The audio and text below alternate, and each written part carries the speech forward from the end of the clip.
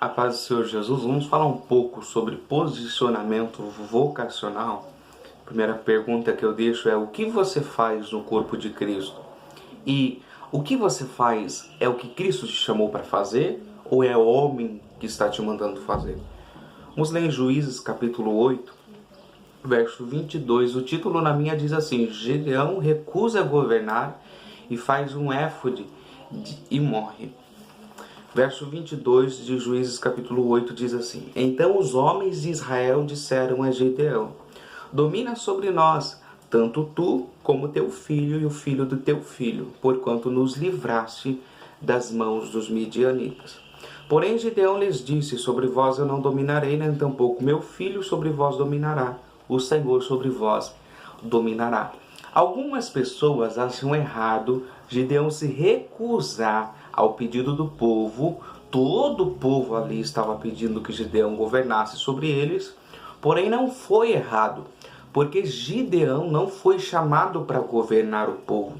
Gideão foi chamado para fazer a operação de um livramento, ser um instrumento num tempo preciso de Deus, não num tempo contínuo como rei ou como governador do povo. Gideão foi chamado para livrar. Saiba muito bem qual é o limite daquilo que Deus te mandou fazer, para que você não vá por aquilo que as pessoas estão dizendo para você fazer.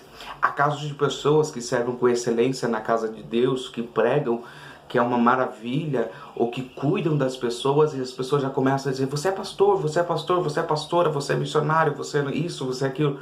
Ouça o que Deus diz que você é. Não preste atenção no povo, mas preste atenção no que Deus está falando para você.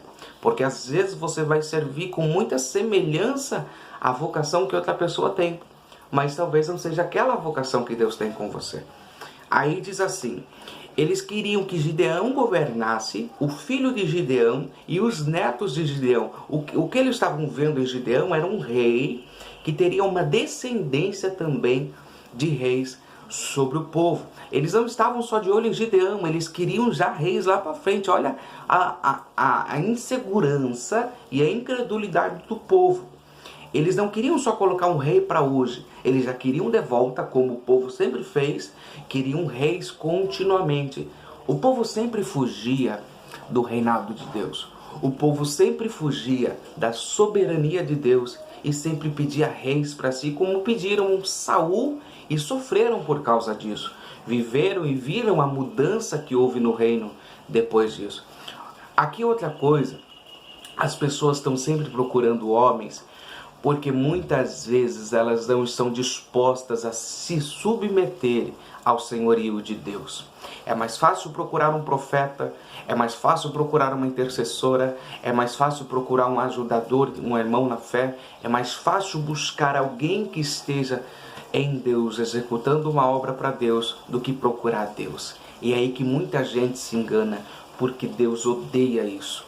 Há exceções, há momentos que pessoas serão usadas para nós, para nos servir, para colaborar com a nossa fé, para cooperar com a nossa edificação. Todavia, isso não pode ser algo que eu estabeleça sobre a minha vida. Ai, Deus só fala comigo através de fulano, vou ligar para ele.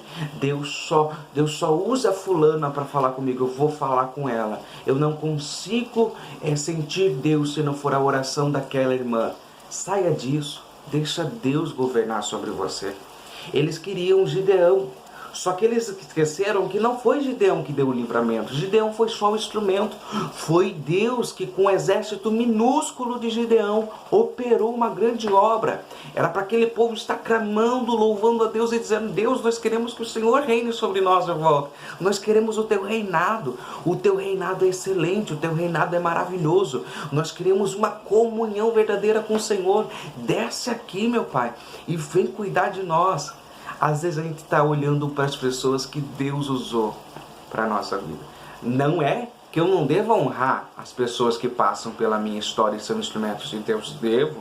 A Bíblia vai dizer, por exemplo, que Paulo diz aos que governam bem entre vós, aos presbíteros que pregam a palavra, que sejam dignos de duplicada honra. Honra, ali o termo honra era salário, não era elogio, lisonja. Nós não devemos ficar lisonjeando homens de Deus, mas devemos reconhecê-los e abençoá-los por causa disso, porque abençoando eu serei abençoado. Mas voltando para cá, diz ainda assim: e disse-lhe mais Gideão, ele recusa o governo, uma petição vos farei, dai-me cada um de vós um pendente do seu despojo, porque tinham pendentes de ouro, porquanto eram ismaelitas. E disseram, de boa mente os daremos, estenderemos uma capa, e cada um deles deitou ali um pendente do seu despojo. E foi o peso dos pendentes do ouro que pediu 1.700 de ouro, afora as luetas, as cadeias, os vestidos de púrpura que traziam os reis dos midianitas, e afora as coleiras que os camelos traziam aos pescoços. E fez Gideão disso um éfode, e pô-lo na sua cidade em Ofra. E todo Israel se prostituiu ali após ele, e foi por tropeço a Gideão e a sua casa. Gideão era da tribo de Manassés, não da tribo de Levi. A tribo de Levi era a tribo sacerdotal, era a tribo que deveria exercer funções sacerdotais. Gideão não é chamado para isso. Gideão não é chamado como sacerdote, Gideão não é chamado como líder espiritual. Gideão é chamado como instrumento para a guerra, um estrategista para a guerra, um general de batalha. Ele vai e se mete em coisas sacerdotais. Quando ele se mete nisso, ele faz o éfode. O éfode era um objeto sagrado. Erguendo ele esse objeto sagrado, o povo começou a adorar esse objeto sagrado, começou a se prostituir também, pecaram diante daquele objeto, e assim aquilo foi como tropeço para a casa de Gideão. Essa palavra é muito atual. Gideão faz um gesto maravilhoso e de humildade. O Senhor governe sobre vós. Nisso ele estava certo, porque de fato era o Senhor que queria governar sobre o povo dele. Ali a decisão foi correta, mas logo após ele cai. Olha só como nós podemos cair tão rapidamente. Num segundo, Gideão agrada a Deus e dá uma resposta excelente. Eu não vou governar, Deus vai governar. No outro, ele faz um pedido que causa um tropeço não só para ele, para toda a nação, para a casa dele e para ele mesmo. O tropeço gerado pela decisão de Gideão de mexer naquilo que ele não foi chamado para mexer. Ele faz um objeto sagrado. Quando ele faz um objeto sagrado, Gideão esquece que aquele povo estava fissurado nele. Quando ele faz o objeto, Gideão não quer governar, então vamos adorar o objeto que ele fez, que pelo menos vai haver alguma sorte espiritual sobre nós. E o povo ali peca, o povo falha. Eu não posso me meter aonde Deus não mandou eu meter minha mão. Eu não posso trabalhar no que Deus não me mandou trabalhar. Maria explica isso muito bem, a mãe de Jesus, quando Jesus repreende ela dizendo que tenho eu contigo mulher, ela diz aos servos, fazei tudo o que ele vos disser. Eu só posso fazer o que Deus me manda. Pastor, mas tal fulano diz que vai me dar um cargo na igreja, mas tal pessoa quer que eu ajude ela em tal função na igreja ou em qualquer outro lugar. Pergunte para Deus. Pergunta o que Deus quer que você faça. Pastor, mas é para a semana que vem, irmão. Deus tem prazer de não te deixar tropeçar. Deus tem prazer de não permitir você fazer coisas erradas e tomar decisões e vocações erradas que você nunca foi chamado. Deus é como um pai que se preocupa com o seu filho. Então certamente ele tem resposta para você. Só que ele vai criar uma circunstância para ver se você confia e se você sabe esperar essa resposta. Sabe falar não para homens e para ouvir a voz de Deus. Quantas vezes me chamaram para pregar em algum lugar e eu disse sim, e de repente Deus falou, eu não quero que você vá lá. Eu não quero que você vá naquele lugar. E eu tive que voltar a falar com a pessoa e falar, eu não posso ir. Não me justifiquei, eu só falei, eu não posso ir. E realmente eu não podia. Deus não queria que eu fosse. Bom, aí lendo lá em 1 Coríntios capítulo 12, verso 27, olha o que diz. Ora, vocês são o corpo de Cristo e membros em particular. E uns pôs Deus na igreja, primeiramente apóstolos, em segundo lugar profetas, em terceiro doutores, depois milagres, depois dons de curar, socorros ou dom de ajudar, governos, variedades de línguas. Porventura são todos apóstolos? São todos profetas? São todos doutores? São todos operadores de milagres? Têm todos o dom de curar? Falam todas diversas línguas? Interpretam todos? Portanto, procurai com zelo os melhores dons, e eu vos mostrarei um caminho ainda mais excelente. Bom, o interessante dessa palavra aqui, que quando Paulo está dizendo à igreja, vocês são membros em particular de Cristo, cada um de vocês é chamado de uma forma particular nesse corpo de Cristo. E ele vai citando ali as diversas vocações e dons dentro da igreja, e ele deixa bem claro que não são todos os mesmos membros, não são todos profetas, não são todos apóstolos. Por que ele está dizendo isso? Porque nós devemos nos contentar com aquilo que Deus nos chamou para ser. Nós devemos nos alegrar na nossa função. Não devemos ambicionar todas, mas devemos fazer aquilo que Deus quer que a gente faça. Portanto, procurai com zelo os melhores dons. Se eu ainda não tenho uma vocação no corpo de Cristo, se eu ainda não percebi minha vocação, ou se eu ainda não executo uma vocação, Paulo está dizendo, portanto, procurem com zelo os melhores dons. Preste atenção, tem gente que só acredita naqueles dons, eu tenho esse dom, o dom da visão, desde que eu nasci, pastor. Tudo bem, graças a Deus por isso, acredito nisso também.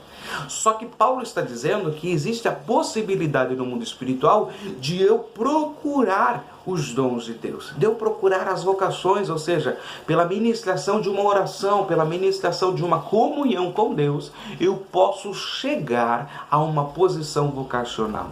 Se você ainda não entende o que é para você fazer no corpo de Cristo, Deus está te dizendo através dessa palavra, procure o que é para você fazer. Ore sobre isso, pergunte com o teu pastor sobre isso, veja quais são as características que estão em você que podem talvez determinar uma vocação em que você dê bom fruto. Assim como, eu uso um exemplo aqui, há pessoas que construirão igrejas, mas não pastorearão as igrejas. Há pessoas que pastorearão a igreja, mas não terão a capacidade de construir uma igreja fisicamente. Cada um na sua função. Há pessoas que cuidarão muito bem de almas, há pessoas que intercederão, que pagarão alto preço por uma alma, mas não servem para pastorear uma alma como líder, como autoridade espiritual, porque o que Deus tem na vida delas é um cuidado temporário, porque Deus o usará para outras pessoas em outros lugares e elas precisam ter a disposição de tempo para isso. Há outros que serão pastores de igreja local. Mas eu estou falando dessas funções, mas existem diversas outras. Eu estou usando da liderança, porque Gideão recusou o governo e recusou pela vontade de Deus, porque ele era um instrumento de livramento e não um líder como rei. E aqui em Coríntios, como nós lemos, eu vos mostrarei um caminho ainda mais excelente. Quando eu procuro os dons, eu vou chegando em caminhos de excelência. Porque quando eu estou procurando os dons, as vocações que o corpo de Cristo tem a me oferecer, eu estou ali dizendo a Deus, Deus, eu quero buscar o teu reino acima de tudo, eu quero buscar as coisas do alto, porque quando eu estou servindo no corpo de Cristo, eu estou vivendo o reino de Deus, porque a manifestação dos dons, a manifestação das vocações vem exatamente com Cristo Jesus. Efésios capítulo 4, olha o que diz, Efésios capítulo 4, aleluia, glórias a Deus, Tu és fiel, Jesus, Tu és fiel. Capítulo 4, verso 11, e ele mesmo deu uns para apóstolos, outros profetas, outros evangelistas e outros para pastores e doutores, querendo o aperfeiçoamento dos santos para a obra do ministério, para a edificação do corpo de Cristo, até que todos cheguemos à unidade do conhecimento do Filho de Deus, a varão perfeito, à medida da estatura completa de Cristo. As funções, os dons, as vocações dadas por Deus aos homens e às mulheres da igreja tinham como objetivo preparar os crentes para se parecerem cada vez mais com Cristo. Veja no que Gideão errou. Gideão fez um éfode, e o éfode não levou as pessoas a Deus, levou as pessoas a uma adoração a um objeto que ele criou.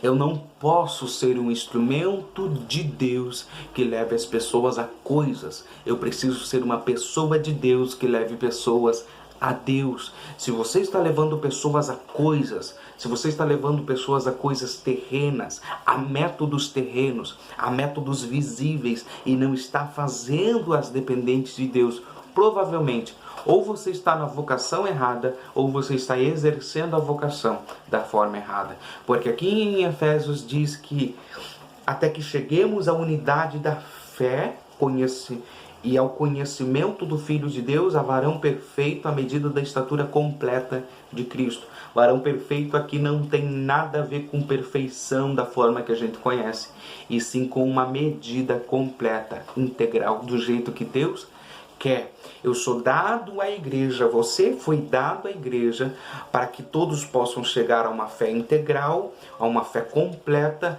e serem cada dia mais formados em Cristo Jesus. Eu não posso ser formado em homens, eu tenho que ser formado em Jesus. Fuja de pessoas que tentam fazer discípulos após si, que ensinam coisas que somente estas pessoas têm a tutela, somente elas sabem o que elas estão ensinando e criticam todos os outros para que você seja somente discipulado por aquela pessoa. A Bíblia, irmão, não pode ser ensinada e não será ensinada por uma só pessoa. Deus chamou diversas pessoas com sabedoria e entendimento em cada área específica para uma ministração que tenha efeito sobre a nossa vida.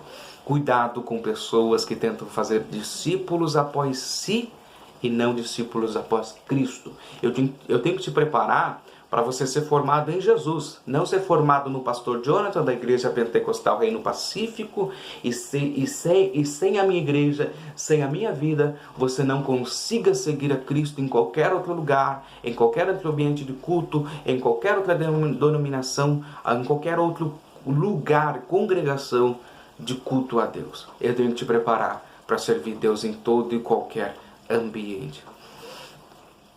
Olha o que diz ainda, para que não sejamos mais meninos inconstantes, levados em roda por todo o vento de doutrina, pelo engano dos homens que com astúcia enganam fraudulosamente. É o que eu acabei de dizer. Quando eu te preparo para Jesus, quando eu prego e ministro, quando você ensinar as pessoas a se parecerem com Jesus, e automaticamente eu vou precisar pregar a palavra de Deus para isso, você não correrá mais o risco, e se correr, não terá a possibilidade de ser facilmente enganado por homens. Antes, seguindo a verdade em caridade ou em amor, cresçamos em tudo naquele que é a cabeça, Cristo. Eu não posso crescer no meu líder, eu não posso crescer na imagem e semelhança de fulana, eu tenho que crescer na imagem e semelhança de Jesus. O teu líder tem que pregar Jesus para você. Ele não tem que pregar o que ele pensa, o que ele acha. Ele tem que pregar o que Deus ministra, o que Deus fala, o que a Bíblia diz. Bom, e existem muitos ministérios fazendo isso hoje em dia, uma lavagem cerebral na mente das pessoas, e você percebe que a pessoa diz fortemente: eu sou de tal ministério. Aí tem pessoas que já vieram falar comigo assim, não vou falar o nome da igreja, mas ela diz assim: todas as outras igrejas são babilônicas, a minha igreja é a igreja certa, porque nós obedecemos tal mandamento. Pessoa que foi levada cativa no entendimento, porque eu não devo seguir a minha denominação somente. Cristo tem que estar acima da minha igreja, Cristo tem que estar acima do que pensam, do que acham, de regras, de costumes, tradições. Jesus tem que estar acima da religião, Jesus tem que estar acima do que a gente faz, Jesus tem que estar acima de tudo o que a gente é. Ele é o objetivo, ele é o alvo de tudo. Perdão. Do qual todo o corpo, bem ajustado e ligado pelo auxílio de todas as juntas, segundo a justa operação de cada parte, faz o aumento do corpo para a edificação em amor. Quando eu estou bem vocacionado, quando estou posicionado na vocação que Deus tem comigo, e estou ligado pelo auxílio de todas as juntas, aqui fala de congregar, cuidado quando alguém te falar que não é necessário congregar, cuidado quando alguém te falar que não é necessário ir à igreja. De fato, Deus pode ser buscado e deve ser buscado em todos os lugares. Reconheço que tem gente que falha contra Deus porque busca Deus na igreja, mas não vive Deus fora da igreja. Isso não pode ser um motivo, uma desculpa para a gente parar de congregar ou achar que a igreja não funciona. Não, a igreja funciona e sempre terá os seus remanescentes. A igreja local é sim um instrumento de Deus para a nossa vida. Então, quando eu estou ligado pelo auxílio de todos os membros do corpo, segundo a justa operação de cada parte, faz o aumento do corpo. E Deus quer que o corpo cresça. Deus quer que o evangelho se expanda. Deus quer que o reino alcance a muitos. Mas para isso eu preciso estar ligado no corpo e eu preciso que cada um faça a sua justa operação, trabalhe. Esse que é o problema da igreja de hoje. Estão derramando fardos na liderança, estão derramando fardos em alguém específico e a igreja está esquecendo que cada membro é um instrumento importante e deve exercer o seu papel. Isso deve ser buscado de forma voluntária. Eu não posso te obrigar, eu não posso te estabelecer em algo. Você precisa entender e criar uma vontade dentro de si. Pastor, eu quero fazer algo para Deus. Eu quero e estou sentindo no meu espírito que Deus quer que eu faça algo para Ele. Então, encerrando essa palavra, quando você fica na posição vocacional que Deus te chamou, você não vai ser tropeço para a tua casa, nem tropeço para a nação, para o povo, para a igreja. Tem pessoas que só por fazer algo que Deus não mandou fazer, tem causado grandes estragos. Faça só o que Deus te mandar fazer. Viva o ministério que Deus te mandou viver. Viva a operação que Deus está te mandando exercer. Não vá pela voz do povo, não vá pela voz da multidão. Fique no que Deus te mandou fazer. Se eu fosse pela voz do povo, hoje eu não estaria fazendo o que Deus me mandou fazer. Deus te abençoe.